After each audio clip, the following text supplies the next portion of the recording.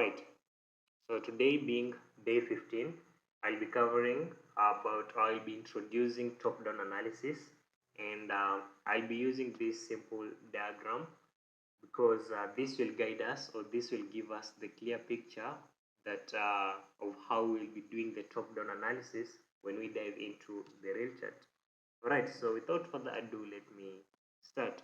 Alright, so we all know that there are a lot of time frames. Like generally, there is the daily, the 4 hour, the 1 hour, the 15, the 5 minute, the 3 minute, the 1 minute. All of these are, even the seconds and the ticks, all of these are time frames. But now the question that people ask is, which time frame should I use, or where should I start to make, or to mark the top down analysis, or what higher time frame should I use? But that is actually a personal question because it depends with with oneself. Like if you have like a busy schedule, that means that you will need the the swinging type. So this means that you'll be having like, you will be needing the higher time frames, like 4 hour, the daily and stuff, so that you mean like you don't need much of the management and stuff. And if you have like, you are a student and you have some time, or maybe you are someone who can access your laptop or can access your gadgets, or whatever gadget you're using to trade, if you can access them like anytime and all of that, then you can be a day trader, you can be a scalper. That means now you'll be looking forward for the lower time frames, like the 15 minutes, the 5 minutes, yeah, and the 1 minute. So it actually depends with you. But now the top down analysis, because all right, after you have identified the time frame for you, so someone else would have picked 4 hour as the higher time frame. So this means that the 15 minute will be the lower time frame. So this is actually the time frame selection. You can see the higher time frame exactly right here. You can see this is the higher time frame, and this one here is the lower time frame. So if you pick the daily, of course now this is upon you to choose, like according to your schedules and stuff. If you can manage a daily time frame, that is, you are busy with let's say job or school, and you cannot like have much, or you cannot have like a long period of screen time. So that means that I will just be checking and you know just just checking the screen, but you cannot like sit there and manage all of that. So that's when now you'll need these higher time frames like the daily, and of course now your lower time frame will be the H1. We will be covering like how we like how this high time frame and the lower time frame are connected during top-down analysis. If you're using the H4, you will need the M15 to be your lower time frame or your entry time frame. If you're using the H1, you'll be using the M5. If you're using the M15, you'll be using the M3. And if you're using the M5, you'll be using the M1. Anyway, this is just the recommended the recommended top down of two time frames. But there are times when let's say if you're using the daily, you may find like a good, like price may be clearer on the H4. If you're using the H4, price may be clearer on the H1. Of course, if you're using the H1, price may be clearer on the lower time frame on the M15. Let's say on the M5, price is noisier, or let's say the H1 structure is bigger, such a way that it looks the same as the H4. So meaning it's actually maintaining the same trading range as the H4. So this wouldn't hurt if you use the M15 while actually having the H1 as your higher time frame. But those are rare scenarios. The general recommended view is just daily H1, the H4, M15. But just know that sometimes you may need to, know when now to not use this lower time frame and pick something that is higher above it. Yeah, something like that. And the reason as to I'm saying this is because these, if you check the factors of these trends, I mean the factors of these time frames, this daily to H1, that's something like 24. H4 to M15, that's something like, I don't know if it's 16.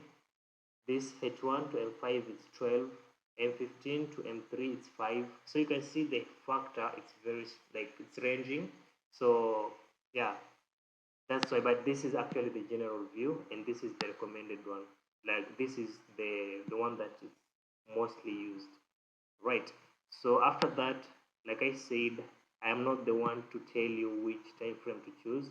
You are the one to know like your schedule and stuff, so that you know like which one will work for you. Maybe for someone like me, maybe you can have a lot of time, but you cannot manage the day, the lower time frames, because let's say you, all right, let's say that, all right, let's say you want your trades to last for like 2 to 3 days. Then this will it make sense for you to actually use the M15 and the M3, because if you're using the M15 and the M3, or the M5 and the M1, you should expect that your trade duration will be somewhere 30 minutes to a few hours. It will not be like a day, 2 days. No, it will obviously close within few hours. But if you now go on to the H1, the H4. This is where now, yeah, for the H1, of course, it will be something like a day. Sometimes it may even close during the day. So H1, yeah, a day or two, or even during the day.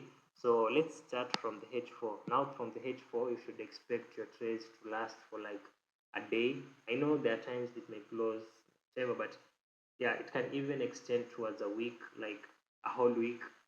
Yeah, you may also be looking forward to hold your trades overnight, holding your trades over the weekend, holding your trades over the news, because you have entered yesterday and today there is news and you cannot close the trade. Maybe because the trade is far away from your entry and the sell, or due to other factors. These are swing, whatever, they're not much affected with news, but not that I'm not saying that they are not affected, but not that much. But there are news that are actually stronger to invalidate everything. So yeah, so things like that are the ones that you need to consider before you actually choose a time frame. The reason as to why I'm saying this is because you only need to choose one. By that I mean, not today you're using the M5 and the M1, then tomorrow you decide to shift to the M15 or the M3. But let's say after a week or a month you're already in something else. Let's say the H4 and the M15. I wouldn't recommend this. I would just recommend you to only pick one, H4 and the M15, H1 and the M5, depending with your personal view. What will you like your trades to last? If you would like your trades to close within the day, of course you should be looking from here. If you would like to hold your trades overnight, or to hold your trades in a number of days, maybe because you lack time to manage whatever and whatever, because now let's say there is news and you cannot like manage the trade. In that case, then you will need these higher time frames, because they are less affected with high impact news. So in that case, now you'll be choosing that. So I personally, I am using the H4 and the M15, but I don't take the trade from the M15. I usually take the trade from the M5 all the way to the M1. So it's like a combination of this and this, or a combination of this and this. Yeah, because it's M15, then M3, or I can take it from the M5, or I can take it from the M1. It depends on the structure, how big the structure is, how noisier the price is on the lower time frames and stuff. All right, so I'm done with the time frames, and like I said, it's upon you to choose which time frame selection you want, but make sure that you only choose one and stick with it, and see, like, yeah, stick with it for a long period of time before you actually shift to the other. Right, so now let's dive into the real work, the real structure. Of course, we know that we cannot shift to the lower time frame just randomly. We need to make sure that upon shifting to the lower time frame, the higher time frame POI is mitigated, or price has swept a liquidity level on our higher time frame. So now this, if your higher time frame is daily, your lower time frame will be the H1. So here you can see this here. I am representing this black color as the higher time frame, and this blue color as the lower time frame. So note that. So if I am like, you can see this here, I have named this line as the higher time frame, external liquidity. And if you notice, this is a bullish scenario because you can clearly see we are mitigating a bullish POI and price. After that, you can see it's heading towards the higher time frame external liquidity. So you can see price is bullish. So this is a bullish scenario, and whatever we talk here or whatever we'll be covering here is the same or it's applicable in the bearish scenario. Alright, so right here, like I said, we need a key area first on the higher time frame. Price needs to interact with the key area. By that, then it means a mitigation. By a key area, like we have talked before, we talked about the entry modules. You all remember them: the decisional POI mitigation, the extreme POI mitigation. And by POI, it can either be an order flow or an order block. We all know that. It just depends with what the trading range gives. And of course, now the liquidity levels, which is either the inducement or the engineering liquidity. The abbreviation for engineering liquidity is ENG LQD. I didn't add it here, but I believe like you all know the abbreviation. For inducement, it's IDM, and for the engineering liquidity, it's ENG, then space LQD. It now depends with you if you'll be using caps or if you'll be using like the small case, I mean the lower case. Right, so right now here, when you see this, black zone, this represents a key area, and the key area can either be the ones that I've identified here or the ones that I have, the ones that I've mentioned here. And also this line is now a liquidity level, and of course a liquidity level can either be these ones because we say these are the core liquidity or the core IRLs. By IRL I mean internal range liquidity. Alright, so price can either sweep an internal range liquidity, a core internal range liquidity. In that case, it's either the inducement or the engineering liquidity, and or the key area mitigation. So this black zone presents a key area, and if it's not a key area mitigation, then it's obviously a liquidity level sweep. So that's the reason as to why I have included both. And this is, if you have noticed, this is actually the entry modules that I showcased before. And in that case, when I was showcasing the entry modules, we were using the direct entries based on reversal patterns. But in this case now, we'll be diving into the lower time frame execution. Alright, so exactly right here, we can clearly see, price has interacted with it.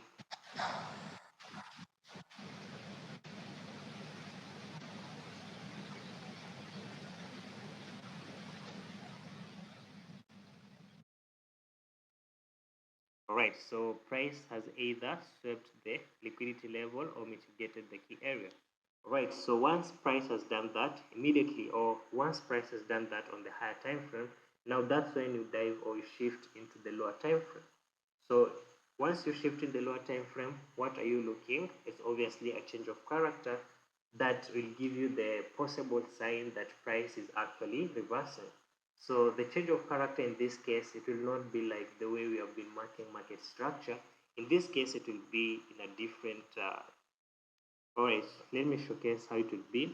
So when you shift into the lower time frame, of course you need to identify the trading range.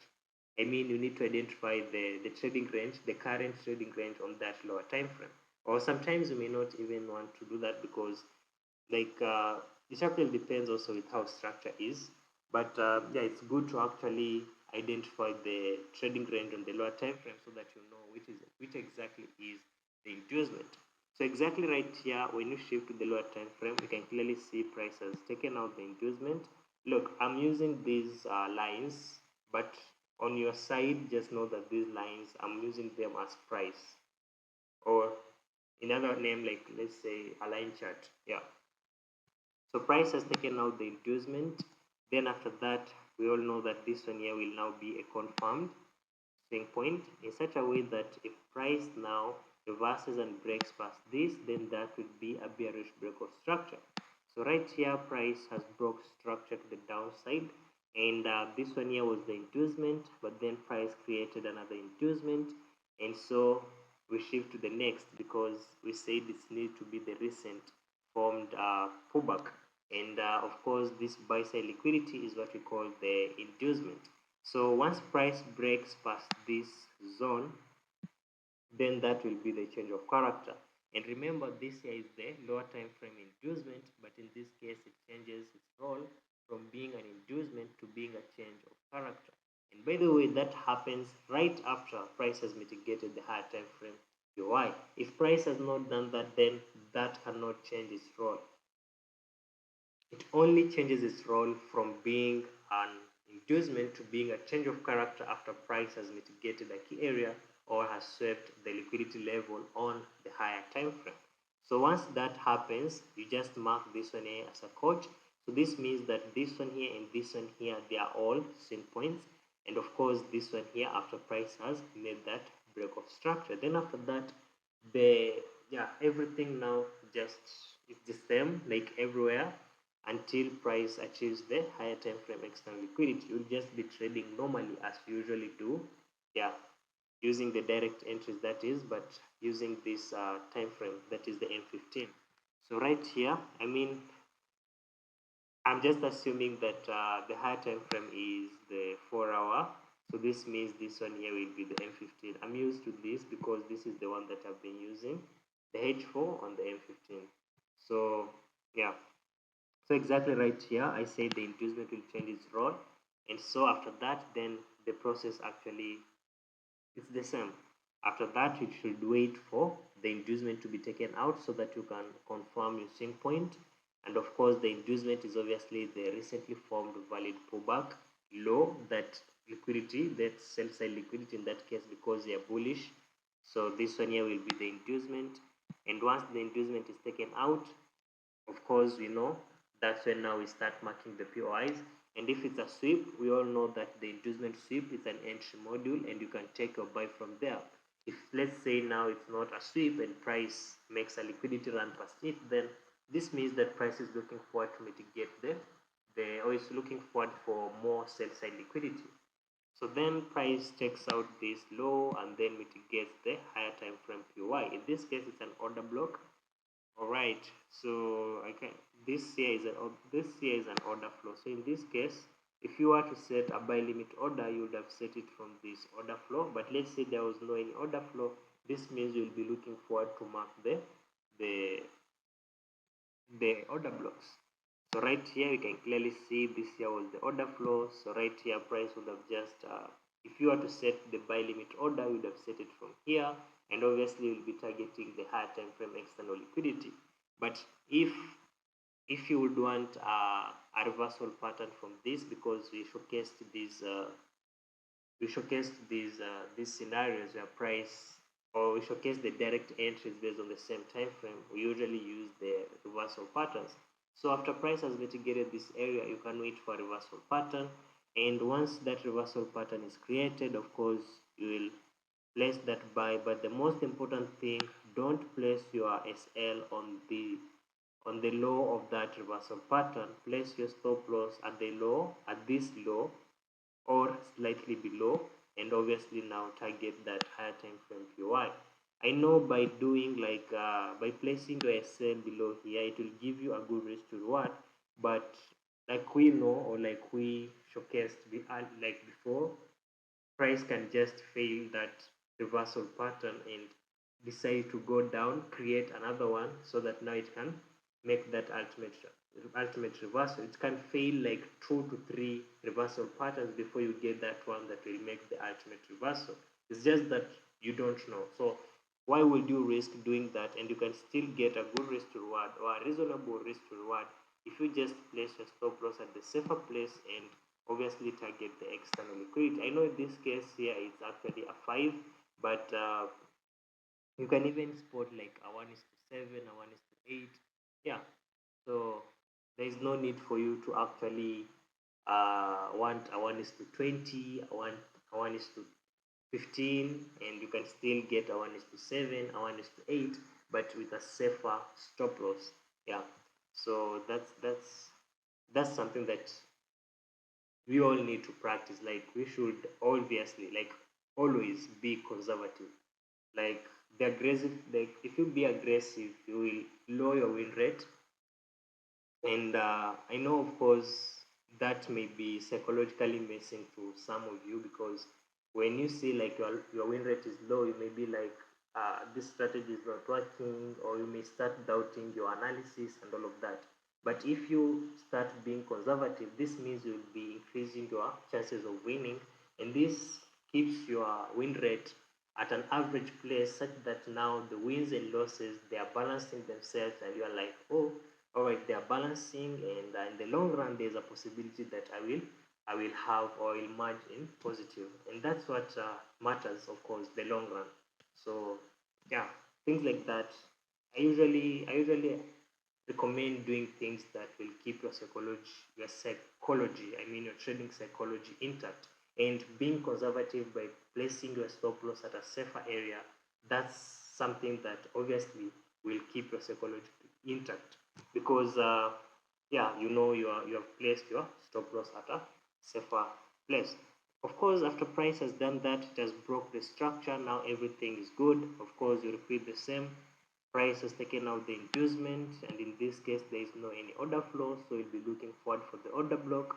So let's say the order block was somewhere here. Once price has mitigated that area, if you are looking for the reversal pattern, all right, you can do that, but make sure your stop loss is at this low, and do that.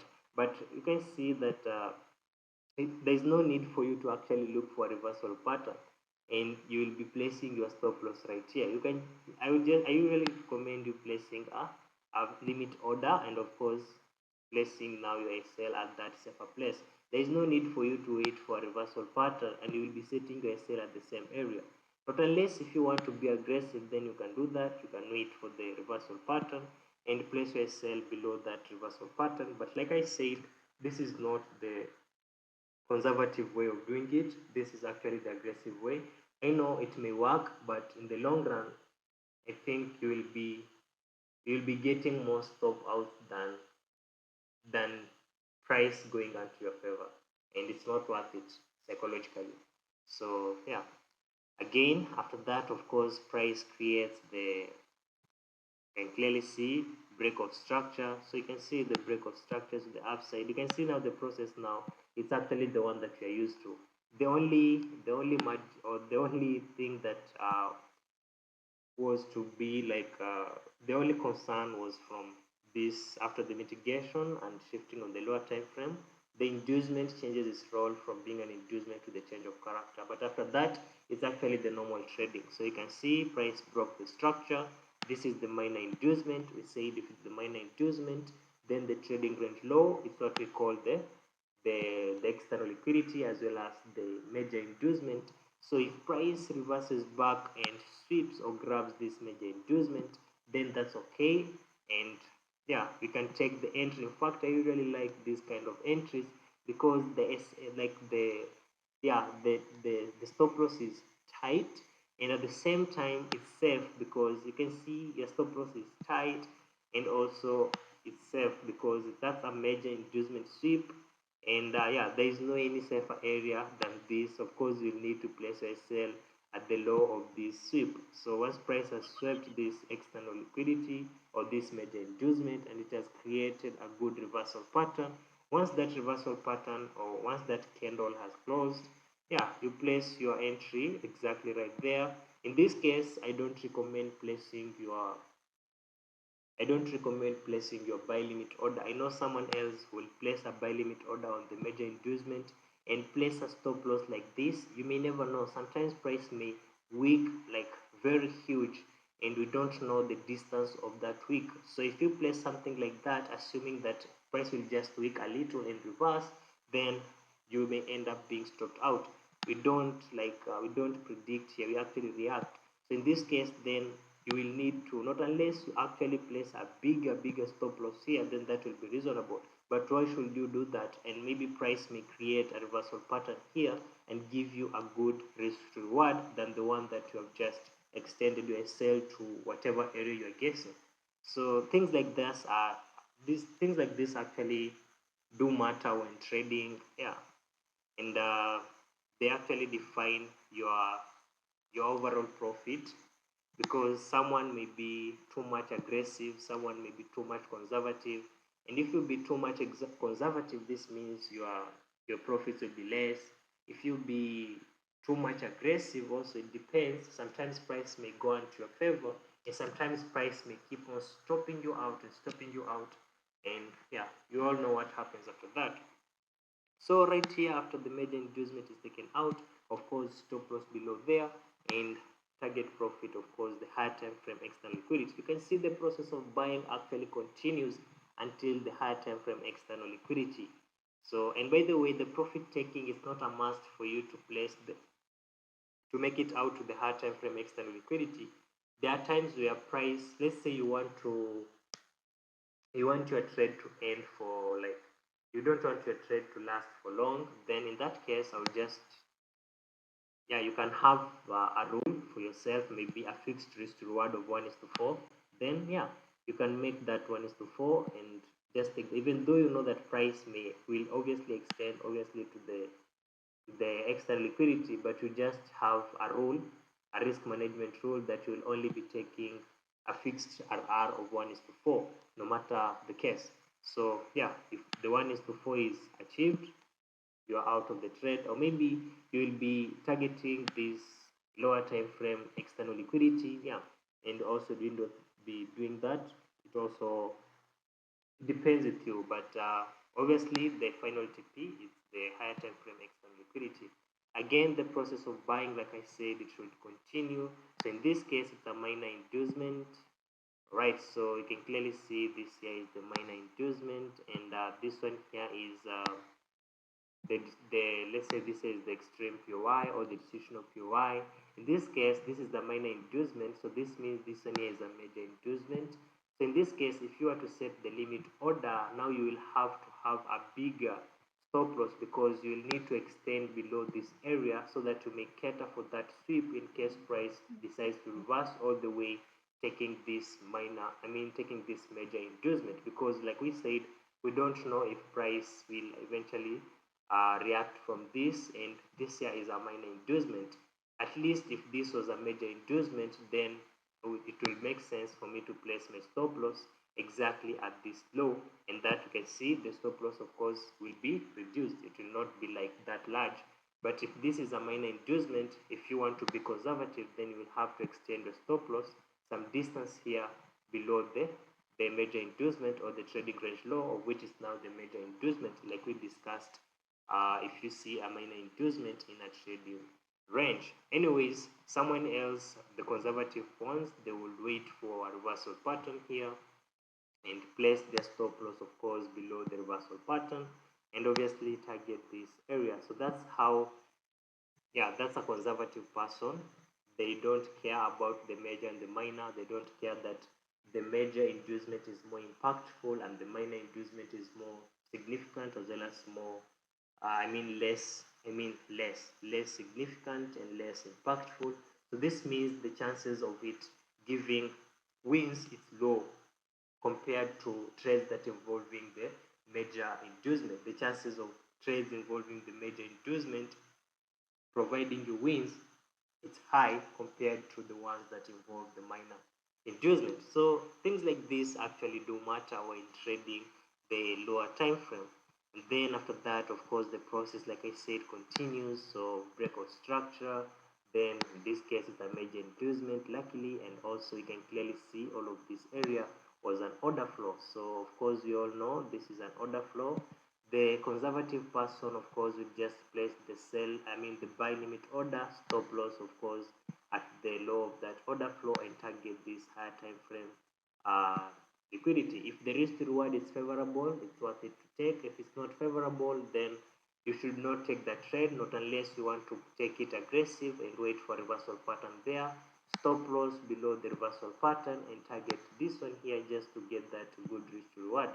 So it's upon your decisions while doing this, but I usually recommend you to go with the conservative ways, as long as they give you also reasonable risk to reward. This will always make you psychologically good, and that means that in the long run you may find yourself having some profits than actually going aggressive, messing up with the psychology. And you know, if you mess up with the psychology, then your whole trading is done, because trading is a psychological game. So yeah, So today it was just an introduction and a logical or a theoretical explanation of how you will be going with this top-down analysis. The only thing would be was this one here. Like this was the only crucial thing. After the high time frame POI, the inducement on the lower time frame changes its role from being an inducement to being a change of character. And by the way, specifically the major inducement, I will recommend you to only use the major inducement. Yeah, only use the major inducement. Then after that, like I said, the process is actually the same. And like here now, it's upon you if you will be conservative, if you will be aggressive. But like I said, conservative will always set you good, will always make you less stressed. Like trading is already stressful by itself, so don't make it stressful by you actually being greedy for those massive risk to rewards. 1 is to 20, 1 is to 30. There is no need for those. Just have a reasonable risk to reward while placing your stop loss at a safer place. So guys, I will end the session here, and right now I am ready for any questions.